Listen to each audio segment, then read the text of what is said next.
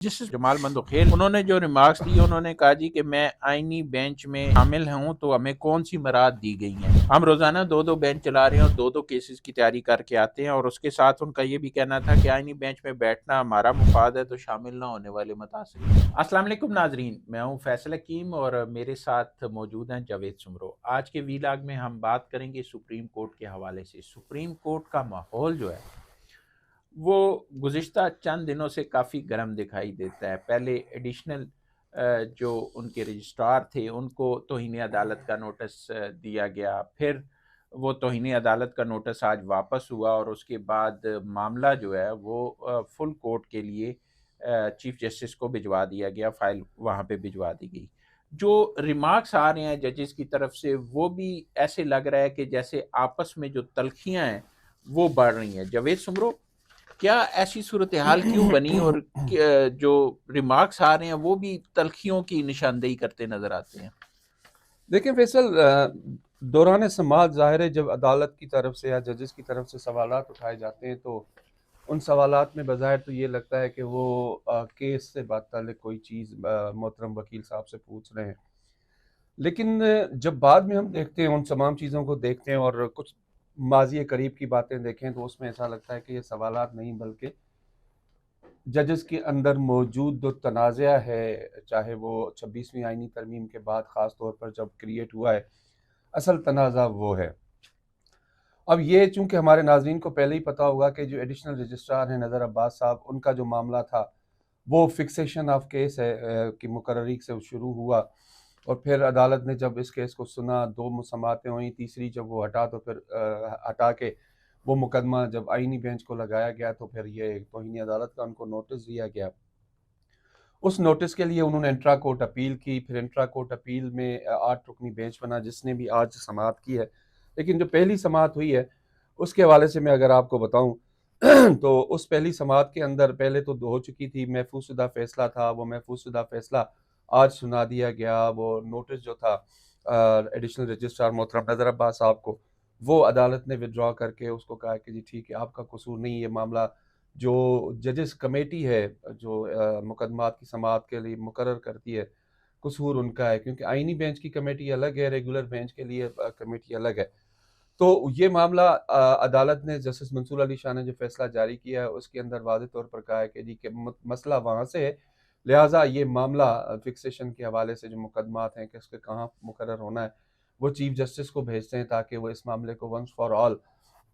کر لیں۔ کیا اس میں بھی کوئی توہین عدالت کی بات ہے کہ ججز کمیٹی جو ہے اس نے کہیں توہین عدالت کیا؟ جی ہاں، یہ بات انہوں نے لکھی ہے کہ جی جو ججز کمیٹی ہے انہوں نے توہین کی ہے، کیونکہ وہ عدالت وہ ججز کمیٹی جو ہے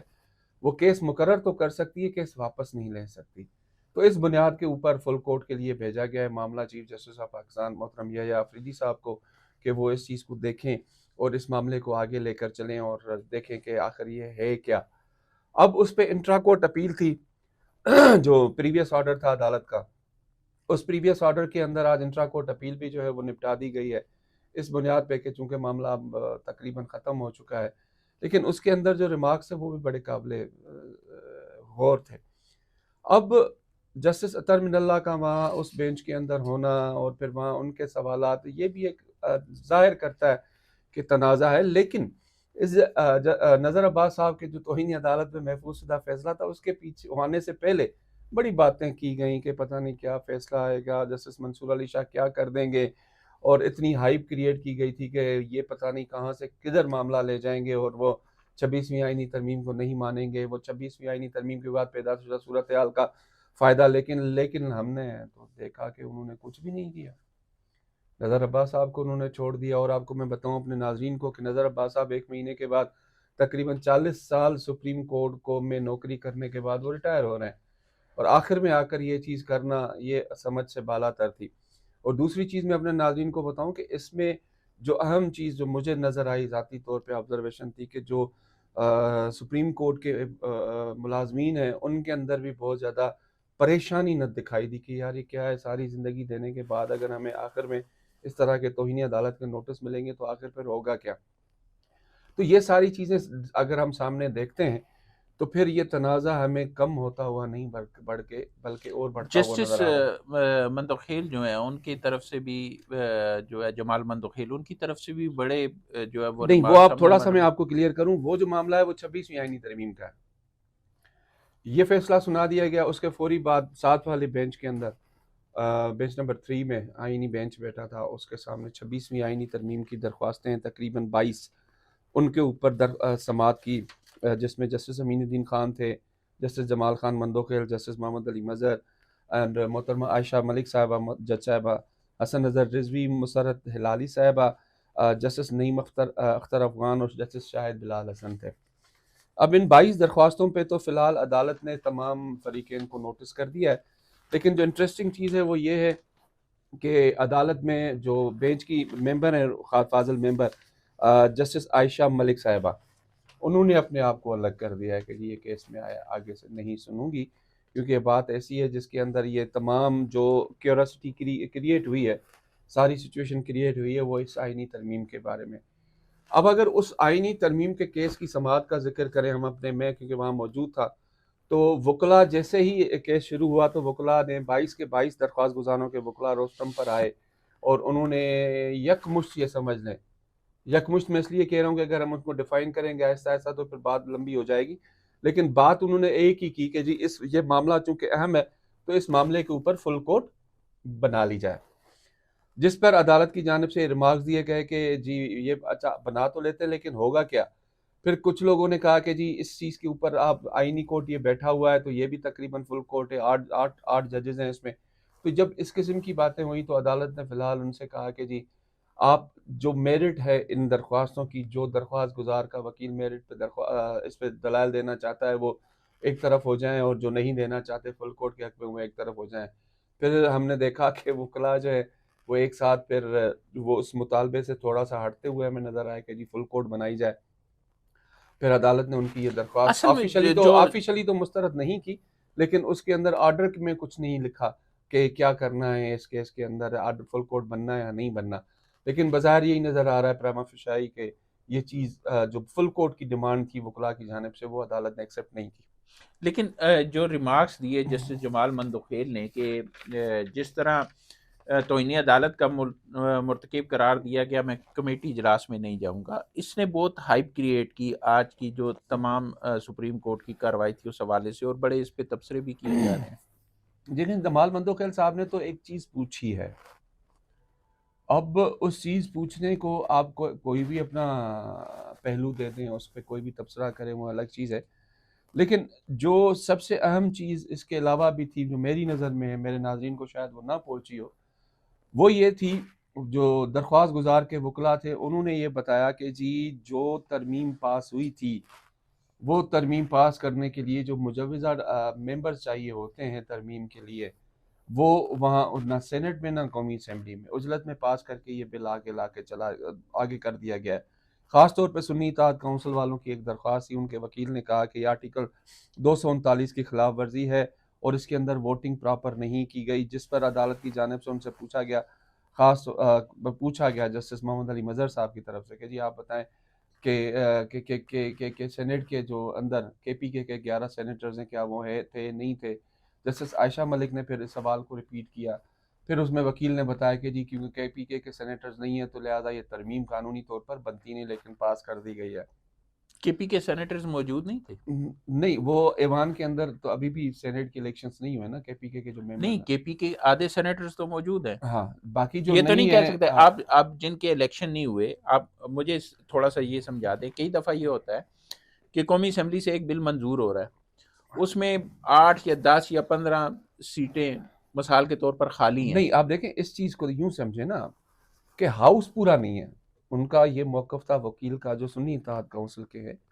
ان کا یہ موقف تھا کہ جی چونکہ ہاؤس دونوں طرف پورا نہیں تھا، خاص طور پہ سینیٹ کی لیکن بات کی گئی۔ کیا آپ یہ نہیں سمجھتے کہ ہاؤس کا جو ہے وہ کورم دیکھا جاتا ہے؟ کورم کم سے دیکھیں کم اس پہ ٹیکنیکل چیز جو وہ ڈسکس کر رہے تھے وہ یہ کہ جب آپ کا ہاؤس ان ہاؤس نہیں ہے، جو اس کو مقررہ ممبر چاہیے وہ نہیں ہے، تو وہاں پہ وہ قانون سازی نہیں ہو سکتی جو ہوئی ہے۔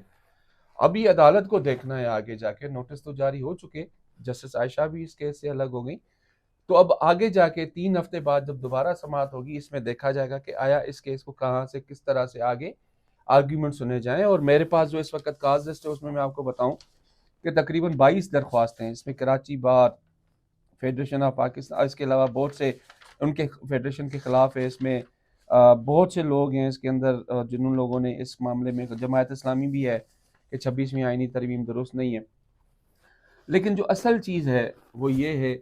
کہ فل کورٹ کی جو ڈیمانڈ تھی وہ پوری نہیں ہوئی. خود ہی وکلا آہستہ آہستہ پیچھے ہٹتے گئے.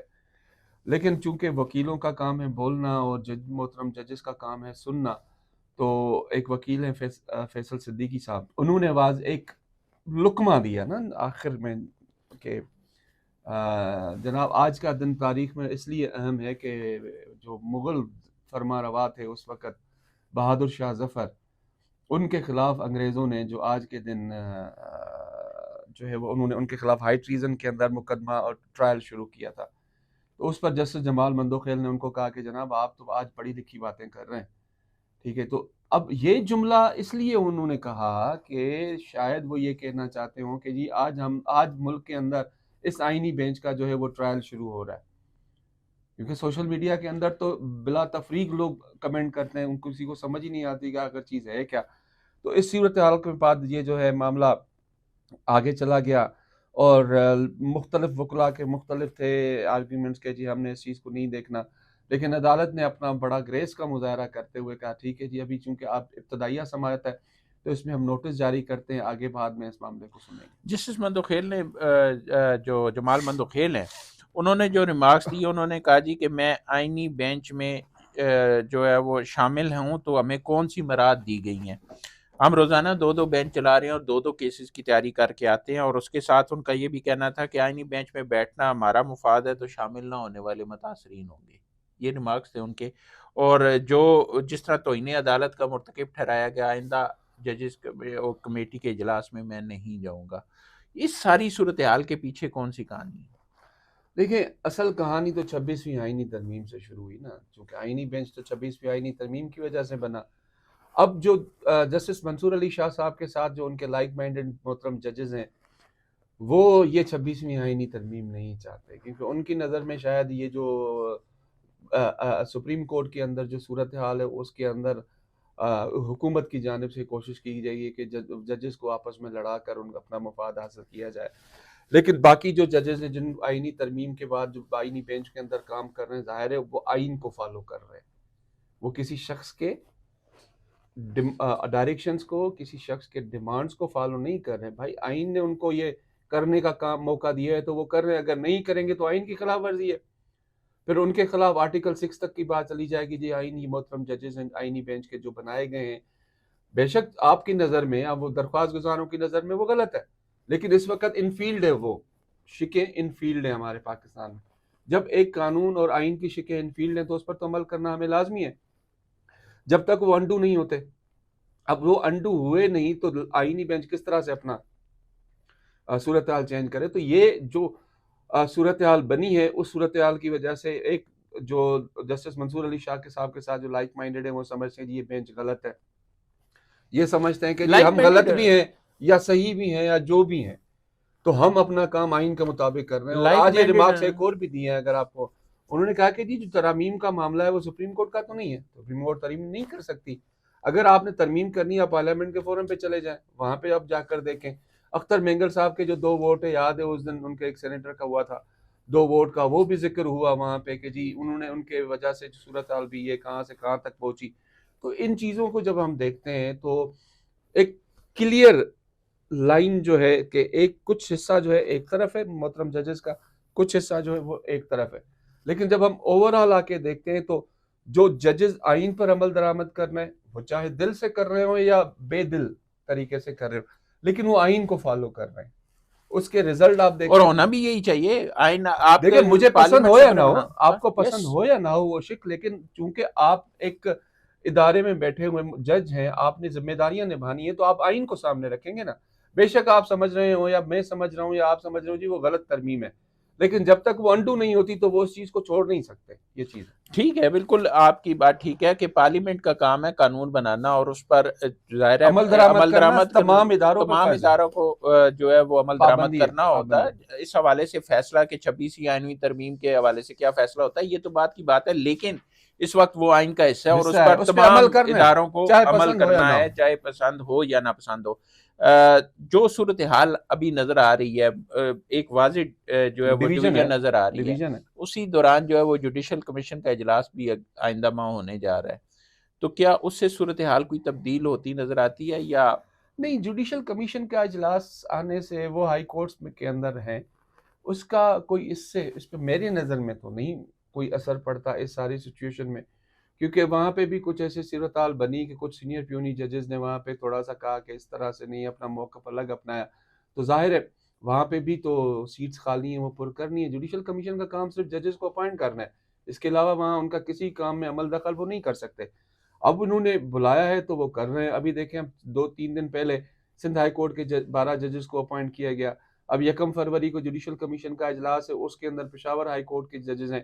پھر لاہور ہائی کورٹ ہے. تو اسی طرح سے کمیشن اپنا کام کرے گا، یہ اپنا کام کریں گے. باقی اس کو اگر پولیٹیکلی اگر کسی نے دیکھنا ہے کسی سیاسی جماعت کے کارکن نے تو بے شک دیکھتا ہے. لیکن جو سپریم کورٹ کے ججز کے درمیان آپس میں ایک ڈویژن نظر آ رہی ہے، کیا وہ کم ہوتی نظر آتی ہے فی یا الحال کوئی تو ایسی نہیں ہے. صورتحال، نہیں، کیا صورتحال کس طرف جائے گی؟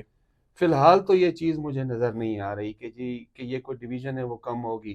یا کوئی موقف جو ہے وہ اس کے اندر تبدیلی آئے گی. مجھے فی الحال ایسی کوئی چیز نظر نہیں آ رہی، بلکہ میں یہاں تک کہوں گا، اپنے ناظرین کو بتاؤں گا کہ یہ ڈویژن اور بھی زیادہ مجھے ہوتی ہوئی نظر دے رہی ہے. اگر عدالت 26ویں آئینی ترمیم کو بحال رکھتی ہے آئینی بینچ، تو پھر ظاہر ہے یہ تو ڈویژن زور بڑھیں گی. اگر یہ بحال رہتی ہے تو میں یہاں تک سوچ رہا ہوں ان حالات کو دیکھ کے ہو سکتا ہے کچھ ججز جو ہیں اس وقت استعفے دے کے گھر چلے جائیں، جو 26ویں آئینی ترمیم کی وجہ سے اپنے آپ کو سمجھ رہے ہیں کہ یہ زیادہ افیکٹڈ ہیں، تو ہو سکتا ہے وہ استعفیٰ دے کر گھر بھی چلے جائیں. تو اس صورتحال میں یہ چیز ڈویژن کم نہیں ہوتی نظر آ رہی ہے، چلیں یہ آگے جائے گی. دیکھتے ہیں کیا ہوتا ہے. لیکن ہماری توقعات، پاکستان کے عوام کی توقعات یہ ہیں کہ جو پارلیمنٹ ہے وہ سپریم ہے اور پارلیمنٹ کا بنایا ہوا قانون جو ہے وہ پاکستان کے آئین کا حصہ ہے، اور اس آئین پر عمل درآمد کرنا انفرادی طور پر بھی اور اجتماعی طور پر بھی ہر پاکستانی شہری کی ذمہ داری ہے. اور اسی پر عمل کر کے پاکستان مضبوط بھی ہوگا، پاکستان ترقی بھی کرے گا، پاکستان کے ادارے بھی مضبوط ہوں گے، اور ہر ایک کو میرٹ کے مطابق اس کی تعیناتی بھی ملے گی، اس کا حصہ بھی ملے گا. اب 26ویں آئینی ترمیم کے حوالے سے سپریم کورٹ کا فیصلہ کیا ہوتا ہے یہ کہنا تو قبل از وقت ہے، لیکن جو تلخیاں نظر آ رہی ہیں کم سے کم وہ کم ہونی چاہیے. ریمارکس میں جو تلخیاں نظر آتی ہیں وہ کم ہونی چاہیے، اور آئین اور قانون کی بالادستی نظر آنی چاہیے. اب تک کے لیے اتنا ہی. بہت جلد آپ کے پاس ایک نئی ویلاگ کے ساتھ حاضر ہوں گے. تب تک کے لیے اللہ حافظ.